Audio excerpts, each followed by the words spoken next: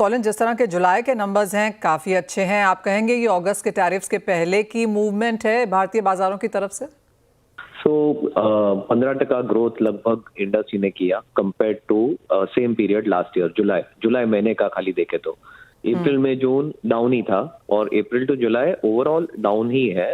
अगस्त 1 से ये जो नया 25% आने वाला है और जो डी मिनिमिस 27 अगस्त को बंद हो रहा है, तो उसके लिए जो से रश ऑफ शिपमेंट्स जो जुलाई में गया है उसके कारण ये ग्रोथ आया है। मगर अगर आप देखोगे तो रफ इंपोर्ट में खाली 1% का ही ग्रोथ है, तो उसका इम्पैक्ट अब अगस्त सितंबर में आएगा और डाउन ही रहेगा अनलेस के ये यूएस डील अपना नहीं हुआ तो। कॉलिन, जहां पर हम माफ कीजिए खड़े हैं वहां पर 25% टैरिफ्स ऑलरेडी ऑन हैं। अगस्त में 1 to 15 जैसी मूवमेंट्स आप कैसे देखते हैं? ऑफ कोर्स हम रिपोर्ट का इंतजार करेंगे, लेकिन किस तरह का मूवमेंट यहाँ रहा? देखो, और 25% की बढ़ावा के पहले जो शिपमेंट्स भेजने थे वो अभी भी जारी है। तो वो आई गेस थोड़ा स्पाइक शायद देखेंगे, बट उसके बाद ड्रॉप हो जाएगा। अगर हम डेटा डिटेल्स में देखें कॉलिन, तो जी हाँ, इंपोर्ट जो रफ का है वहाँ पर हमने एक गिरावट आते हुए देखी है, लेकिन जो एक्सपोर्ट के नंबर्स हैं यहाँ पर गोल्ड ज्वेलरी, जेमन जो पॉलिश्ड एंड जेमस्टोन्स हैं वहाँ पर एक बढ़त देखने को मिली है। लैब ग्रोन डायमंड्स में एक बहुत ज़्यादा तेज़ी यहाँ पर देखने को मिली है। इसे कैसे रीड करते हैं? नहीं, देखो, लगभग सारे नंबर्स 15% जैसे अप है, right. Polish lab grown is 27% higher, तो वो इसलिए हायर है बिकॉज ऑफ ये सीजन का जो स्पाइक, जो भी मैन्युफैक्चरर है उसके जो क्रिसमस के ऑर्डर्स थे जो जनरली से अगस्त, सितंबर, अक्टूबर, नवंबर तक भी जाते थे, ओके, वो सब मैन्युफैक्चरर ने ट्राई किया है कि जून, जुलाई और अगस्त में जितना कवर हो सके उतना कर दिया है। तो थोड़ा preponement of shipments to save on tariff, वही एक्चुअली सिनारियो हुआ है। तो जो बढ़त देख रहे हैं वो इसलिए देख रहे हैं क्योंकि यूएस में लैब ग्रोन ज्वेलरी की स्पाइक भी हो रही है, more lab grown is selling at consumer end, so वो भी हो रहा है।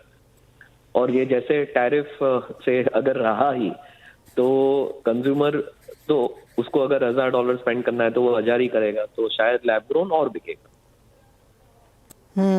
तो आप कह रहे हैं कि जो फेस्टिवल्स का जो क्रिसमस के ऑर्डर्स थे वो यहाँ पर ऑलरेडी जुलाई में हमने जाते हुए यहाँ पर मार्केट्स में देखे हैं। ये तो यूएस की बात हुई, लेकिन जो बाकी कंट्रीज हैं जो इंडिया के लिए ग्रोइंग कंट्रीज हैं, UK for example, middle east जैसे एक और है, यहाँ पर किस तरह की ग्रोथ आने वाले महीनों में अब एक्सपेक्ट की जा सकती है? जो पूरी दुनिया है वो ये यूएस के टैरिफ सिचुएशन और ग्लोबल अनसर्टेनिटी से अफेक्टेड है, और उसमें हमारी जो क्लास ऑफ इंडस्ट्री है, कमोडिटीज है, वो खास अफेक्ट हो गई है बिकॉज गोल्ड के प्राइस और प्लैटिनम के प्राइस और सिल्वर के प्राइस इतने बढ़ गए हैं।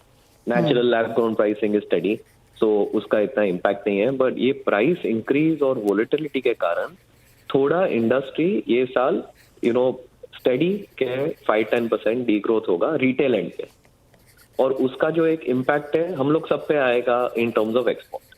तो बाकी सब मार्केट स्टेडी है, शायद यूएस के जितना टर्मोइल नहीं है, बट आई डोंट थिंक इतना बड़ा ग्रोथ भी आएगा वहां पे बिकॉज ऑफ अनसर्टेनिटी। जो अनसर्टेनिटी है सारे कमोडिटीज में, वो कारण से शायद इतना ग्रोथ ना आए ये सीजन में। कॉलिन, सिल्वर ज्वेलरी में एक डिक्लाइन देखने को मिला है। आप कहेंगे लोगों का रुझान अब भी यहाँ पर gold and diamond and lab growns पे ज्यादा रहा, silver jewellery not so much?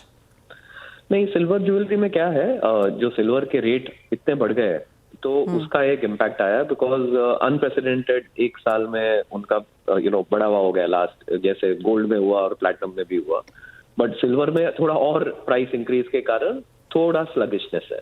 But come season silver jewellery will recover because आज फर्क गोल्ड ज्वेलरी और सिल्वर ज्वेलरी में बहुत बड़ा है।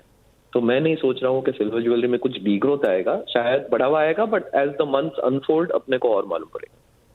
एक फाइनल सवाल है, आप इंडियन मार्केट्स कैसे देखते हैं? ऑफ कोर्स इंटरनेशनल में अब आगे जाकर थोड़ा सा स्ट्रेस देखने को मिल सकता है डिपेंडिंग कि टैरिफ किस मोड़ जाते हैं, लेकिन भारतीय बाजारों में अगले 3 महीने इंपॉर्टेंट हैं। क्या यहाँ पर एक ग्रोथ बनता हुआ देखेंगे? यहाँ पे वैल्यू में ग्रोथ बनता हुआ देखेंगे, जैसे पहले भी अपनी बात हुई थी, 10 से 15% ग्रोथ वैल्यू टर्म्स में होगा, बट वॉल्यूम टर्म्स में बिकॉज जो प्राइस बढ़ गए हैं सारे कमोडिटीज के, शायद 10-15% डी ग्रोथ हो जाए, बट वैल्यू में ग्रोथ आएगा। Point taken. तो 10 से 12% वॉल्यूम डी ग्रोथ देख सकते हैं, लेकिन वैल्यू में 10 से 15% का इजाफा यहाँ पर बनता हुआ नजर आएगा। इंटरनेशनल मार्केट्स ऑफ कोर्स थोड़ा सा यहाँ पर क्वेश्चन मार्क है। कॉलिन एज ऑलवेज बहुत शुक्रिया साथ जुड़ने के लिए और वो सेंस भी देने के लिए।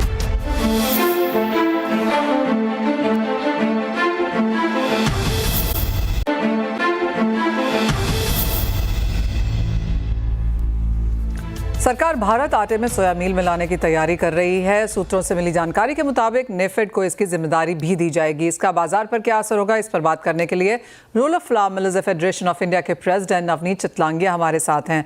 नवनीत, काफ़ी समय से जो भारत आटा की बात की जा रही है उसमें न्यूट्रिशन ऐड करने की बात की जा रही है। ये कॉन्वर्सेशन आपके साथ भी हुई है कि हाँ, इसको और न्यूट्रिशियस बनाने की बात होती है, फोर्टिफाई करने की बात होती है, लेकिन अब जो ये सोया मील की बात चली है, इसे आप कैसे देखते हैं?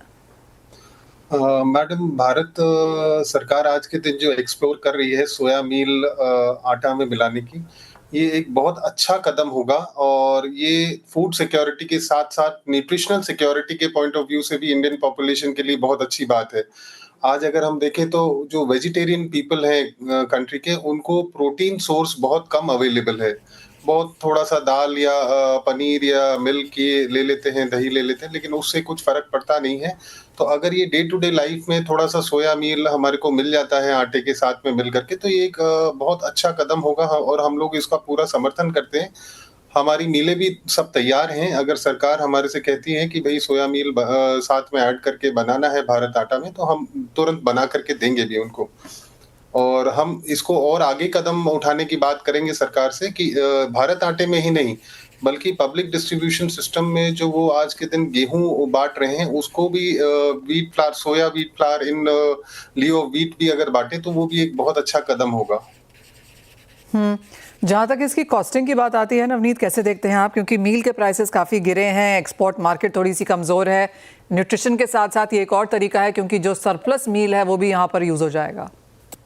देखिए मैम, ये सरप्लस मील है, ये सोया इंडस्ट्री भी इस चीज को फेस कर रही है और हम लोग भी आज के दिन इस चीज को फेस कर रहे हैं। जब से एथेनॉल प्रोडक्शन बढ़ा है और डीडीजीएस का प्रचलन कैटल फीड में होने लग गया है, तो सोया मील के साथ साथ हमारी इंडस्ट्री का ब्रांड भी, ये दोनों के प्राइसेस बहुत ज्यादा डिक्लाइन हो गए हैं। और इसके लिए ये सरकार को एक्सप्लोर करना भी जरूरी है कि कहीं ना कहीं सोया मील को भी डिस्पोज ऑफ का एक रास्ता मिले। तो वो अगर हमारे फीड में हमारे खाने में अगर इसका यूज हो जाता है तो इससे बढ़िया और कोई बात नहीं हो सकती और हम इसके लिए एकदम तैयार हैं। और रही कॉस्टिंग की बात, तो बहुत ज्यादा कॉस्टिंग का इफेक्ट आता नहीं है। आज के दिन अगर हम इसको मिक्स करते हैं तो बहुत छोटा सा प्रोपोर्शन इसका कॉस्टिंग में बढ़ता है, तो वो कोई बहुत बड़ी बात नहीं है। तो as of now of course ये बातचीत है नवनीत, और जैसे आपने कहा मिलें यहाँ पर तैयार हैं, ये काम किया जा सकता है। कितना समय आपको लगता है इसमें लगेगा, और जिस तरह की पॉसिबिलिटी प्रोबेबिलिटी यहाँ पर है, कितनी जल्दी ये होता हुआ नजर आएगा? मैडम, ये सरकार के ऊपर डिपेंड करता है कितनी जल्दी हम कर सकते हैं। हमारी तरफ से हम तुरंत तैयारी कर सकते हैं। हम लोगों को बहुत ज्यादा इसमें चेंजेस करने की जरूरत नहीं पड़ती है। तो हम लोग इसको मिक्स करके हमारे आटे में मिक्स करना है, वो मिक्स करके, और जिस प्रोपोर्शन में गवर्नमेंट बोलेगी, अभी वो विचार कर रहे हैं 5% तक मिक्स करने का, तो हम लोग 5% तक मिक्स कर सकते हैं। एफएसएसएआई का भी कहना है कि वो प्रोटीन प्रचुर आटा वो परमिट करते हैं, उसमें वो 15% तक सॉल्वेंट एक्सट्रैक्टेड प्रोटीन को मिक्स करने का परमिशन दे रखा है उन्होंने। और अभी तो सरकार 5% तक सोच रही है, तो हम लोग आराम से कर सकते हैं, कोई दिक्कत नहीं है इसमें।